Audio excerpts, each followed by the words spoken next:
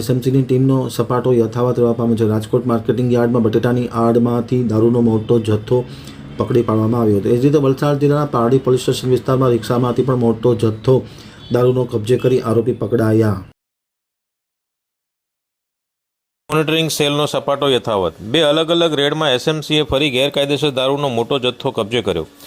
મળતી માહિતી મુજબ રાજકોટ સિટી વિસ્તારના બી ડિવિઝન પોલીસ સ્ટેશનની હદમાં એસએમસી પીએસઆઈ શ્રી કેડી રવિયાને રાજકોટ માર્કેટિંગ યાર્ડમાં એક ટ્રકમાં મોટી માત્રામાં દારૂ હોવાની બાતમી મળેલી। એના આધારે તપાસ કરતા રાજસ્થાન પાસિંગની ટ્રકમાં બટાકાની આડમાં છુપાવેલો 8,257 બોટલ દારૂ અને ટ્રક મળીને કુલ 53,95,202નો મુદ્દામાલ કબજે કરી બે આરોપી અલીમુદ્દીન તૈલી ઉર્ફે સની અને શૈતાન સિંહ નાઈની ધરપકડ કરી અન્ય 3 આરોપીને વોન્ટેડ જાહેર કરી તેમને પકડવાના ચક્રો ગતિમાન કર્યા છે।